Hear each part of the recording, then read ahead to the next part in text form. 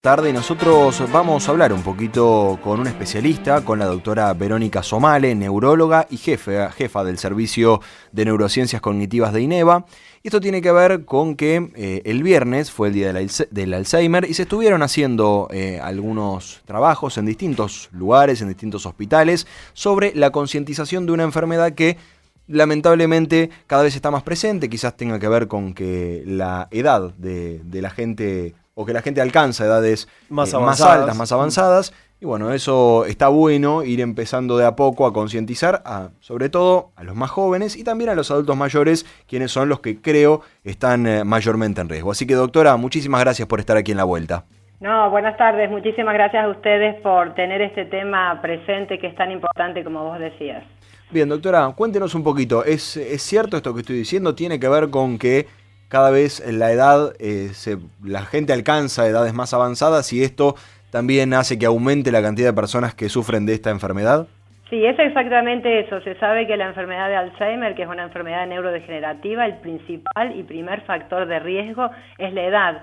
Claro. Así que al haber aumentado la expectativa de vida, obviamente esto se está tornando realmente lo que se llama hoy una epidemia en el mundo. Claro. ¿Soluciona algunas cuestiones detectarlo de manera temprana o cuando uno ya sabe que lo va a tener no puede hacer nada? Bueno, habría dos ejes importantes. Uno es siempre el diagnóstico precoz en cualquier enfermedad siempre nos da chance a hacer algo más. Claro. Uno de los puntos en ese eje es pensar que en el envejecimiento normal de un individuo, la pérdida de memoria que impacte en la vida funcional no forma parte del envejecimiento normal. Bien. La traducción sería, si yo tengo un abuelo, un padre de 70 años que está olvidando, no debo decir, no, bueno, es la edad, porque por la edad no nos olvidamos de algo, nos olvidamos de algunas cosas. ¿Qué puede pasar? Pero, sí. Claro, que eso no impacta en la vida. Entonces, frente a alguna presunción de que alguien está olvidándole o se ha desorientado en la calle, lo primero sería una consulta muy temprana. ¿Por qué?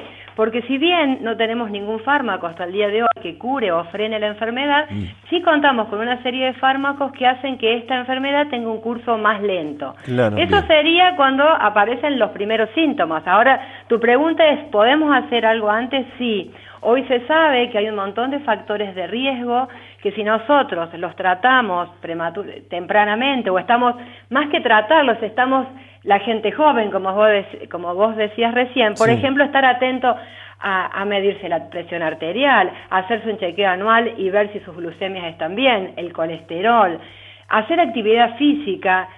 Todo eso hace que nosotros tengamos, claro, un cerebro muy sano de tal manera que si nos va a tocar esta enfermedad en suerte, nuestro cerebro esté como muy fortalecido y que la enfermedad, los síntomas aparezcan o se manifiesten muy tardíamente en la vida. Claro. ¿Y ayudan estas nuevas técnicas, por ejemplo, la neurociencia y todo lo que tiene que ver con estos nuevos proyectos o estas nuevas actividades que van apareciendo que tienen que ver justamente con la velocidad mental? ¿Ayudan también?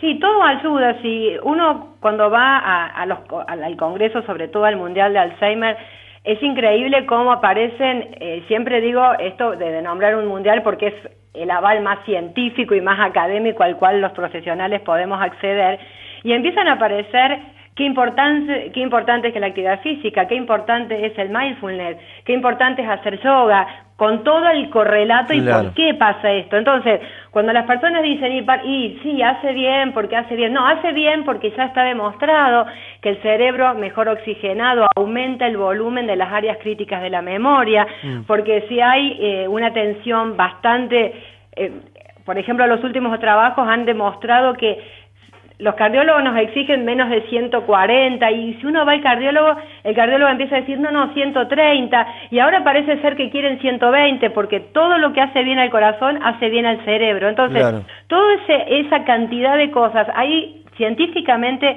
está comprobado por qué hacen bien y por qué, comparando grupos, quienes hacen esas actividades, intelectuales, van a teatro, hacen actividades como estudiar un idioma, pintura, porque están haciendo como ejercitando el cerebro en partes que quizá nunca lo habían hecho.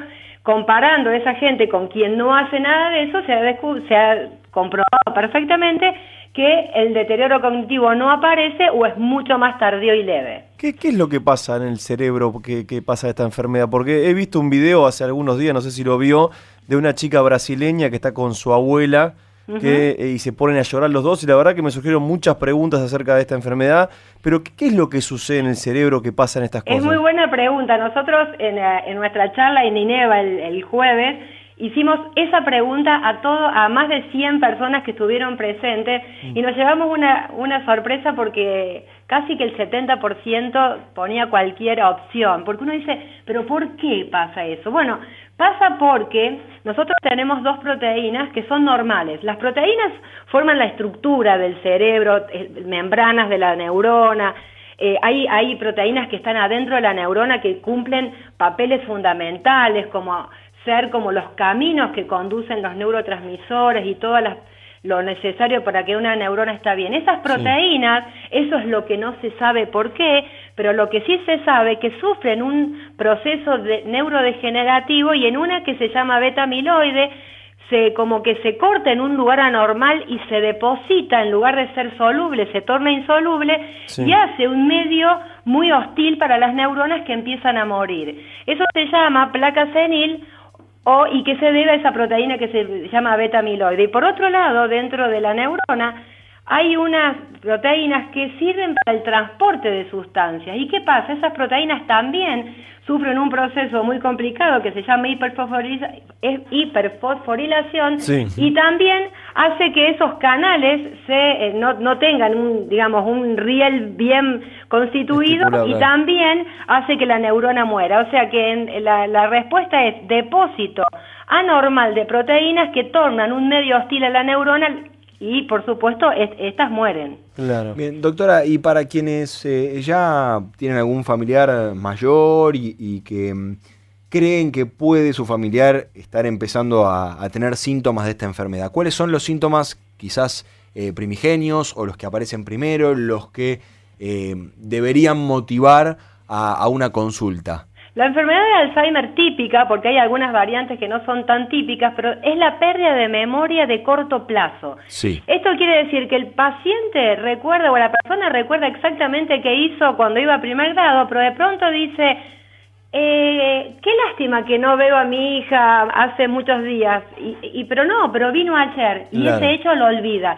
Es decir, es un olvido de un hecho, y prácticamente el hecho se olvida de manera completa. Y uno le dice, pero no te acordás que vino, y el sujeto ese dato lo perdió. ¿Por qué? Porque lo que le pasa a la persona es no poder como codificar o almacenar una información nueva, y pregunta varias veces lo mismo durante el día, que puede ser la fecha o a dónde vamos o algo. Entonces esa pregunta repetitiva es un poco lo que hace pensar que algo está pasando. Y la otra, digamos, luz roja, como digo yo, sería la desorientación, sobre todo temporoespacial, aquel que siempre fue en colectivo a cobrar su jubilación o de un hijo, y ese día quizá volvió, pero tuvo dificultad, tomó un colectivo que no era el apropiado, o se bajó y no supo exactamente, y quizá vuelve, pero vuelve como a veces un poquito asustado. Entonces, la pérdida de memoria de hecho reciente, acompañada de algún tipo de desorientación, y ni hablar esto de que falta la palabra, también puede ser, no el apellido de un director o de un actor, sino palabras a veces de uso común, y entonces el sujeto empieza como a dar vuelta, y en lugar de decir alcanzame el lápiz, dice ese palito de madera. Claro. Eso que a veces parece sencillo, eso se llama anomia, y esas también son características. Y otra cosa que te agrego si tengo tiempo, es que es muy importante que a veces la pérdida de memoria viene después de algún cambio sutil en la conducta. ¿Qué quiero decir con conducta? Tiene menos ganas de hacer lo que hacía, no le interesan las actividades que le gustaban hacer, se lo ve triste, se lo ve apático o más irritable de lo que uno espera. Es decir, esos pequeños cambios de conducta hay que tenerlos muy presentes también. Para quienes tienen familiares con esta enfermedad, tienen que estar un poco más cautos que aquellos que no la tenemos. ¿Y esta enfermedad deriva de algunas otras, o es solamente si alguien tiene Alzheimer, el familiar también puede tenerlo? Bueno, acá también son dos escenarios completamente diferentes. A partir de los 65 años, quien padece una enfermedad de Alzheimer sin duda es una enfermedad esporádica, es decir, la edad es el principal factor de riesgo y ahí la genética cumple un rol, pero es muchísimo menor.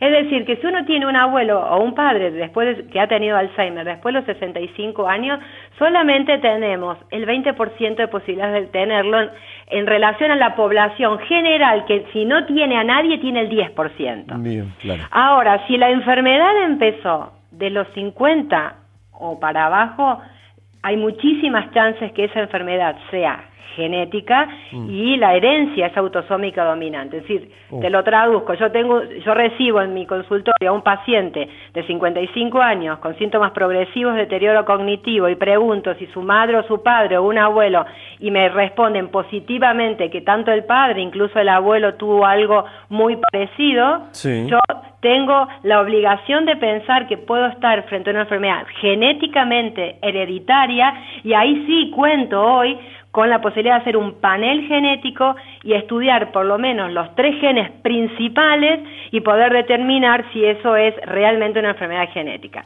Doctora, este porcentaje es muy poquito, pero existe. Y doctora, ¿existe la posibilidad de que alguien padezca una enfermedad de este estilo antes de los 50? Sí.